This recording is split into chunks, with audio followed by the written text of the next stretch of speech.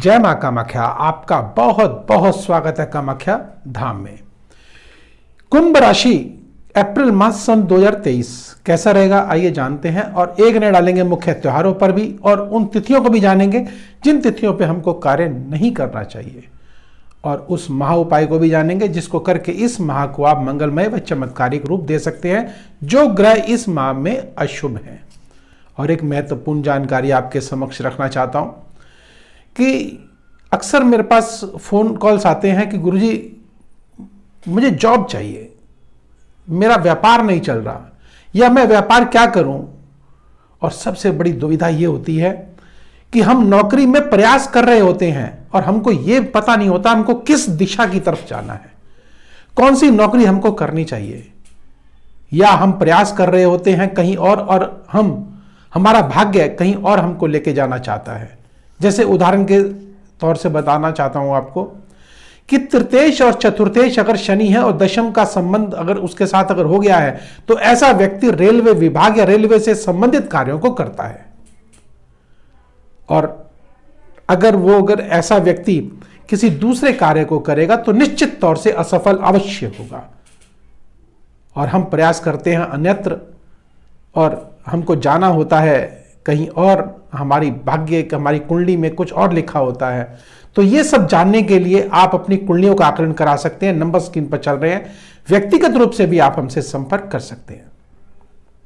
और है एक बात और, आप अपनी कुंडलियों के माध्यम से जान सकते हैं कि किसी अदृश्य शक्तियों के शिकार तो हम नहीं हो गए हैं। कई बार ऐसा होता है कि हम कुंडलियां बहुत बार दिखा चुके होते हैं, बहुत उपाय कर चुके होते हैं, लेकिन हमें कोई लाभ नहीं मिल रहा होता।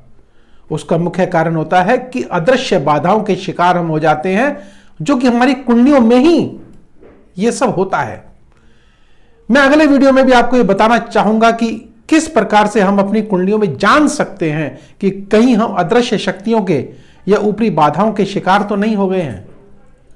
मैं आपको भ्रमित नहीं करना चाहता, किसी अंधविश्वास में भी नहीं डालना चाहता, और मैंने पहले भी आपको तंत्र के विषय में वैज्ञानिकता के आधार पर बताने की भी कोशिश की है कि तंत्र हमारा पूर्णतः विज्ञान पर आधारित है, विज्ञान की कसौटी पर खरा उतरता है। आप मेरे वीडियो देखें और आप जानेंगे, आप फिर अंधविश्वास कभी नहीं कहेंगे। आप ये कहेंगे कि हां तंत्र है, मंत्र है, या जादू है, टोना है, किया है, कराया है, अदृश्य शक्तियां हैं, यह सब वैज्ञानिकता की कसौटी पर खरा उतरती है। तो आइए इस विषय को ज्यादा लंबा ना करते हुए हम जानते हैं पहले कि मुख्य त्योहार इस माह के कौन से हैं। 1 तारीख को कामदा एकादशी है, 6 तारीख को चैत्र माह की पूर्णिमा है, 4 तारीख को वैशाख माह की संक्रांति है, और 20 तारीख को अमावस्या है, 22 तारीख को अक्षय तृतीया जिस दिन भगवान परशुराम जी की जयंती है। बहुत पवित्र, महासुखदायक, सौभाग्य प्रदायक यह दिन होता है। आप कोई भी वस्तु इस दिन अगर अपने घर में लेके आते हैं तो वह अक्षय हो जाती है, वह कभी क्षीण नहीं होती, बहुत लंबे समय तक आपके पास में रहती है। और आगे बढ़ते हैं और जानते हैं कि 28 तारीख को मां बगलामुखी जयंती, जिस दिन आप विशेष पूजा अर्चना कर अपने शत्रुओं का मर्दन कर सकते हैं, शत्रुओं को परास्त कर सकते हैं, और एक वशीकरण की शक्ति अपने अंदर, आकर्षण की शक्ति अपने अंदर पैदा कर सकते हैं, और जो अदृश्य बाधाएं हैं उनसे मुक्त आप पूर्णतः हो सकते हैं। तो यह कैसे होगा यह भी जानेंगे अगले वीडियो में। और आइए अब पहले प्रारंभ करते हैं और जानते हैं कि कुंभ राशि में अप्रैल मास सन 2023 में क्या होने जा रहा है। शनिदेव की बात करते हैं तो शनिदेव लग्न में ही विराजित हैं, अपनी ही स्व की राशि में विराजित हैं, और स्थिरता देंगे आपको, योजनाएं आपकी सफल करेंगे, धन धान्य से भरपूर करेंगे, भाग्य में उदय होगी। अगर विदेश जाना चाहते हैं तो बड़ी सरलता के साथ आप जा सकते हैं। आपके मंगल कार्य होंगे क्योंकि मंगल देव आपके पंचम भाव पर बैठे हैं, आपकी इच्छा शक्ति को प्रबल कर देंगे, मजबूत कर देंगे। और अगर राहु, बुध और शुक्र की अगर बात करते हैं तो वे तृतीय भाव पर बैठे हैं। तृतीय भाव अर्थात जो कि हमारे पराक्रम का भाव है, तो उसमें थोड़ा सा आपके कंधों में थोड़ी सी पीड़ा हमको सता सकती है, और जो शत्रु हैं वह भी हमको हमारे पराक्रम में दिक्कतें पैदा कर सकते हैं। अर्थात जो आप काम कर रहे हैं उसमें व्यवधान उत्पन्न हो सकता है। और ऐसा ना हो इसके लिए क्या किया जाए, निश्चित जानेंगे एक छोटे से महा उपाय को, वह भी मां कामाख्या के।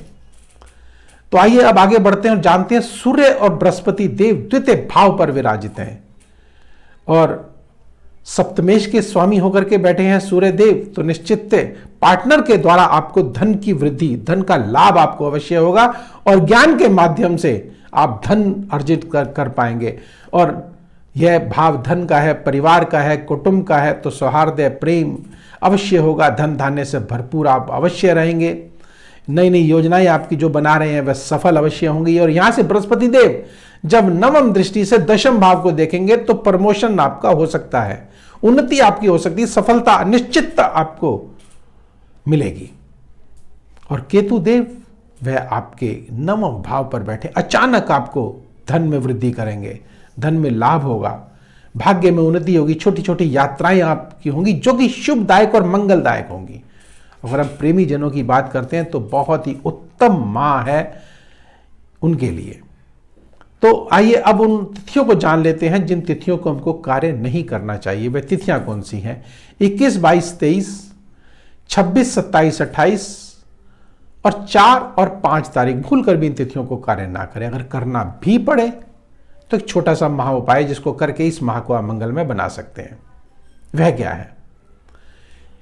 केसर का तिलक आप अगर अपने माथे पे और नाभि पे लगाना शुरू कर देते हैं और एक छोटा सा मंत्र है मां कामाख्या का, और एक गुलाब का फूल अगर मां दुर्गा के मंदिर में चढ़ा देंगे तो निश्चित इस माह को आप मंगलमय बना सकते हैं। वह मंत्र कौन सा है उसे अब नोट कर लीजिएगा।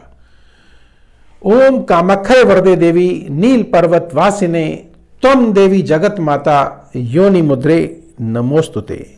इस महामंत्र की अगर आपने एक माला जाप करके वह पुष्प जो है वह मां दुर्गा के चरणों में अर्पण कर दिया तो देखिए इस माह को आप कैसे मंगलमय और चमत्कारिक बनाएंगे। और इस प्रकार की ज्ञानवर्धक वीडियो आपके समक्ष मैं लाता रहूँगा। और नंबर स्क्रीन पर चल रहे हैं, व्यक्तिगत रूप से भी आप हमसे संपर्क कर सकते हैं। और किसी प्रकार की अदृश्य शक्तियों की बाधा से अगर आप पीड़ित हैं तो आप हमसे संपर्क कर सकते हैं।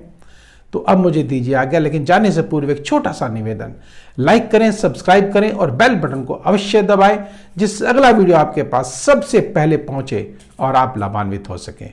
तो मुझे दीजिए आज्ञा। जय मां कामाख्या।